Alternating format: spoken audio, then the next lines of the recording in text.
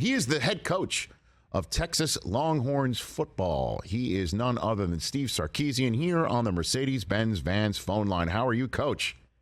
I'm great. Thanks for having me on, guys. I didn't even know there was other sports going on in the world right now. You guys are talking NBA basketball. Man. Yes. I thought it was all football. Well, you know what? I feel the same way, but then when Kevin Durant says I want to trade and then doesn't get one 54 days later and says I'm back, that's the conversation. You know what I'm saying? Got it. Okay. What else do you need? Do you need traffic and weather together? I can do that too. I can provide that here on the twos or whatever. So that's a no. Okay. How are you, Coach? What's going on in your world? I'm great, man. We, kind of wrapping up training camp, started school, and just getting excited for college football again. You know, there's nothing. I love this time of year. Getting ready for the football season. Obviously, college football, high school football is cranking it up. NFL's around the corner. There's nothing like the falls and. Here we go. It's about that time. Let's get into it. So your decision to go with Quinn Ewers at quarterback was based on what, Coach? I think this with Quinn. You know, he's a very talented young man, and he's a guy that graduated high school a year early and went to Ohio State last fall, and then came to us this spring. You know, so we've kind of looked at him almost like his number one player in the country in this year's class if he would have stayed, but reclassified and went out. But since he's shown up, he's been a great teammate. He's been really coachable, and he's just a guy that, quite frankly, can make all the throws. You know, he's very comfortable in our system of pushing the ball down the field. He's got a really quick release, and I like the leadership. I like what he provides. I like the way the guys respond to him when he's in the game, and I feel comfortable about the people that we have around him at the skilled spots that he doesn't have to be the guy to make all of the plays, that they can make the plays for him. So we feel really good about it. What is Texas affording him at, pardon me, I have to say it correctly, the Ohio State did not. What do you think, Coach Sark? I don't know. I think it was a difficult situation. He didn't go to Ohio State last year until I think they might have already started training camp. And that's difficult. You're a true freshman. You go into a different setting with a bunch of guys that you really didn't get recruited with. You're kind of behind the eight ball trying to learn a new system. You're away from home. I think for us, naturally, he knows a lot of the guys on this team because, for being from Texas makes sense to him. Got himself an entire offseason from winter conditioning to spring ball to summer to get acclimated. I just think all in all, it's just a better setup for success. I don't think it was anything against Ohio State. I think it was just difficult for Ryan and their team to get him acclimated as quickly as they needed to, where we had months to get him prepared for it.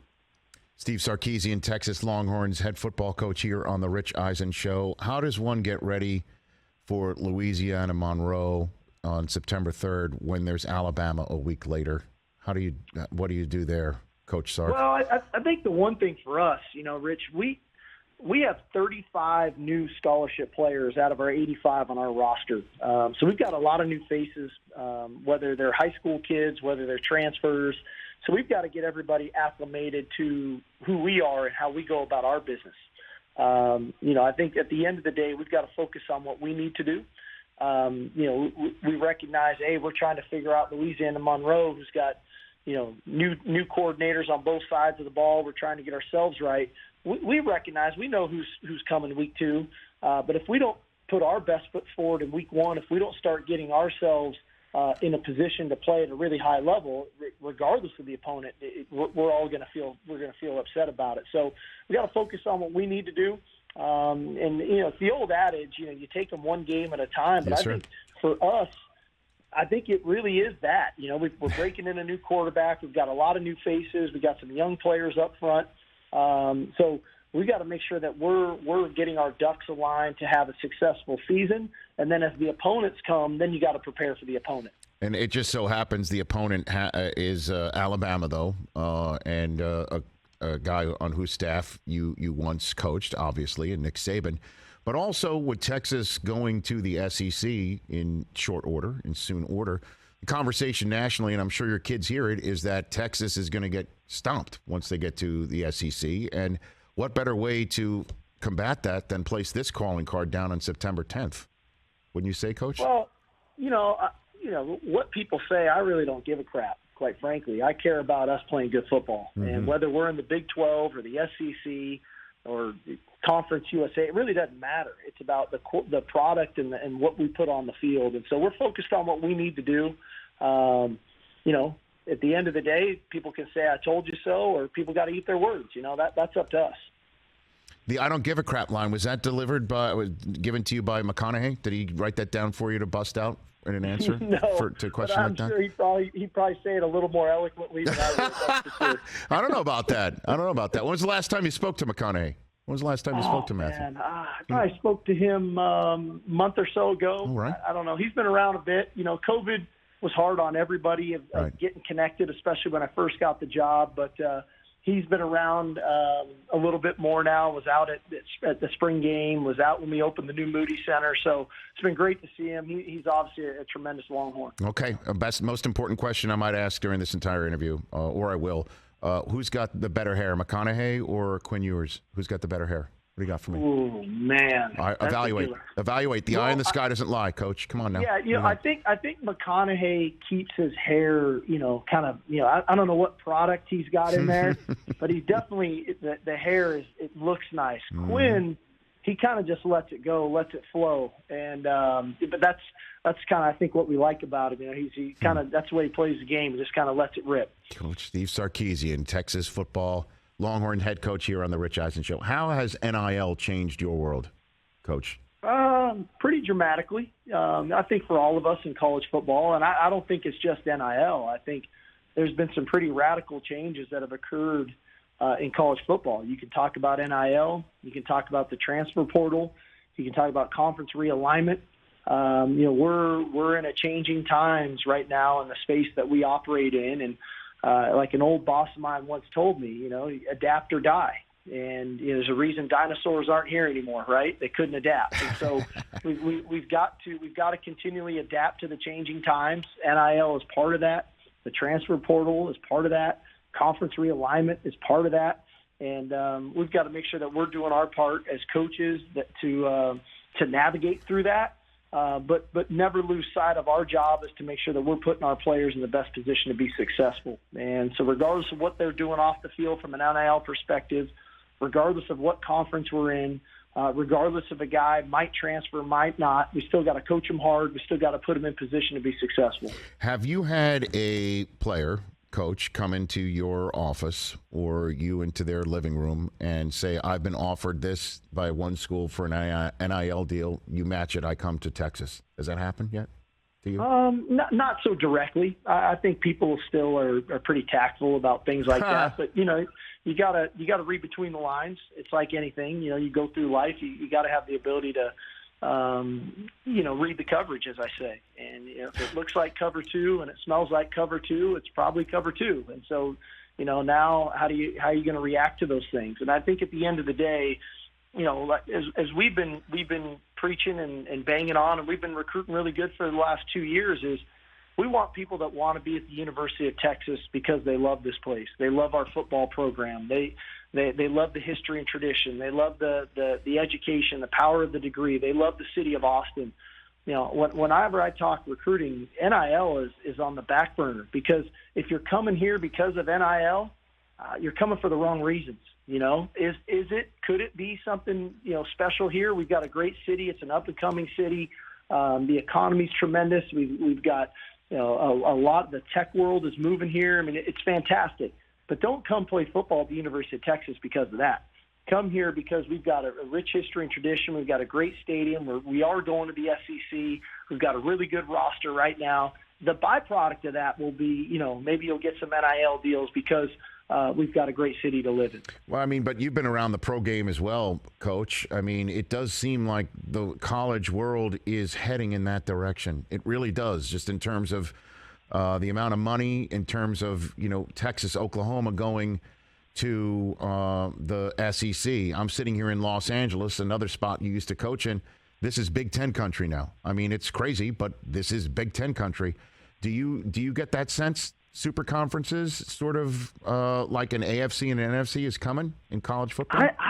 I don't know. It's moving, and how far and how much we shift, I don't know. that one was, what you're talking about with SC and UCLA, having grown up in LA and having spent a lot of my career at USC, them being in the Big Ten is kind of, that one kind of shook me a little bit. Yeah, but right. that's what I'm saying. I mean, there's so much just change that's happening in college football right now. I mean, they all seem like the biggest issue. The transfer portal seems like a huge issue. NIL seems like a huge issue. Conference realignment seems like a huge issue. How far is all this stuff going to go? The TV contracts that now are getting signed just got signed by the Big Ten, and kind of what's going to happen moving forward. These are massive issues going on. And I think, like we've been talking to our kids about, we got to focus on what's right in front of us right now. We can control. The powers that be are going to make the necessary decisions. Then we got to adapt to them. And, obviously you mentioned in a couple of years, we'll be going to the SEC. And what does that look like? I don't know. What I do know is we're playing in the Big 12 right now. What I do know is SC and UCLA are still in the Pac-12 right now. So we got to focus on what we can control, and that's putting our best foot forward and our best team out there on the field this year. Well, then before I let you go, I don't know if I'm going to get a chance to chat with you before that game against Alabama, but what did you glean from Nick Saban, being around him, that you did take with you to Texas, Coach? Yeah, Sark? I mean, a lot. Obviously, I mean, he's the greatest to ever do it. For a reason, but I think one of the things that he does a tremendous job of, he lives a very regimented, disciplined life. And what I mean by that is he's very scheduled. He knows what he's going to do, what times of the day, and in turn, that spills over into the entire organization. That spills over into the team. That they operate in a way that is very structured. It's very disciplined. They know what is expected of them on a daily basis. And I think that's a byproduct of who Nick is as a person. That doesn't mean they don't have a lot of fun. That doesn't mean that they're not tough and physical. That doesn't mean that they don't, play fast and anything else. But I think it all stems from kind of the regimented discipline that he has in his life that then in turn kind of bleeds into the organization and to the team. So are you saying you gleaned from that and then your life is more disciplined now in Texas? I think it was helpful. It was really good for me to kind of see it and then live it in a way that, man, this is what I do on Tuesdays at 3:00, or this is what my game planning looks like. This is when I make my recruiting calls. And then it allows everybody else, that structure allows everybody else to kind of fall in line with what you're doing. And it minimizes the unknown, it minimizes the uncertainty, and it keeps everybody, kind of time on task. And so what's the angriest you ever made him, Coach? What's the angriest that happened? Wow. You got a good one on that one? There was one day in practice. Mm-hmm.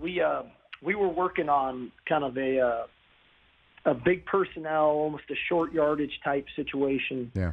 And I could not get the formation right that he wanted me to line up in. And man, he was upset with me because I was a new coordinator, and obviously I was instilling some things offensively that I thought would be beneficial to the team. And I clearly didn't do a good enough job of learning what they had been doing offensively, and so that was one time.